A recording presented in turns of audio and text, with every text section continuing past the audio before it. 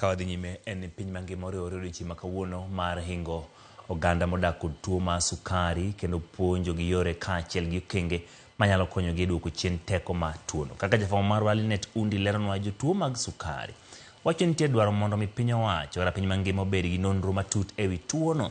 Gino bende giwacho ni dhi duoko chien akwede kaachiel gi midhiero ma gisebedo ka gikadhe kuom thuolo malach.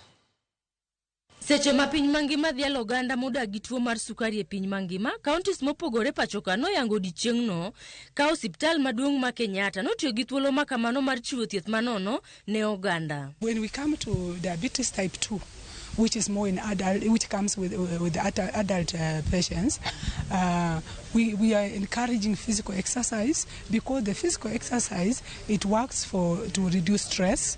After working up, you find that your mind changes from your condition and you ease up.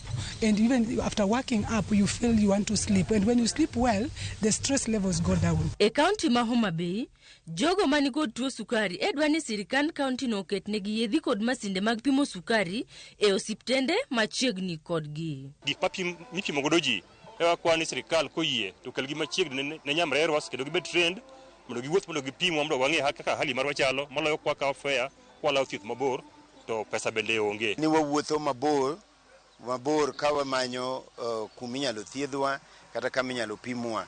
Mano en barrier.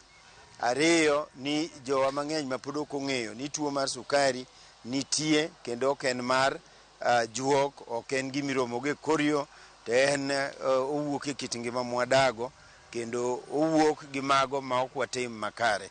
Mago gin gigo maketo yo mar tiyo kata geng'o tuo mar sukari mondo bedie. Jonyuol man gi nyithindo modak gi tuo mar sukari mane olose kinde nyasino oyango midhiero magikadhe. Seche moko ng'ato chopo nyisi ni seche moko nyathi tuo inyisi ni daktari dwaro kama kata hospitali gi wacho kama to ng'ato nyisi ni an aonge gimoro nikech ang'o samoro ng'ato penji ni akwani tuo no noyudi kendi.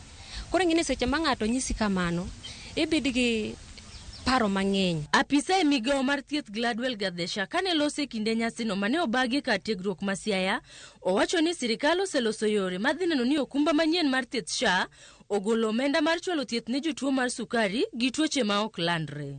The Ministry of Health in collaboration with the county governments and other stakeholders have made significant strides to improve access to diabetes screening, diagnosis and care. We developed and rolled out clinical guidelines and competency-based training curriculum on diabetes for healthcare providers. We have also equipped our community health promoters with glucometers and blood pressure machines. Omedo ni tuo mar sukari ka ofweny chon to inyalo ga ka gijiwo jopiny mondo bed ka limo ute mag thieth mondo pimgi e tuo no. Watu wengi sana wanatembea bila kujua wako na ugonjwa wa kisukari. So saa zingine symptoms hazikujangi hivyo na kile mtu anafaa kufanya hivi ili agunduliwa kuna kisukari ni kupimwa. E seche ma piny mangima dhialo jotuo modak gi tuo mar sukari, jotuo ma bende odak gi tuo no okwa mondo timo orako seche duto kendo girang kit chiemo ma gichamo mondo gine ni oduoko chien gamo tuo no mar sukari. Linet Undi, Ramogi TV, Nairobi.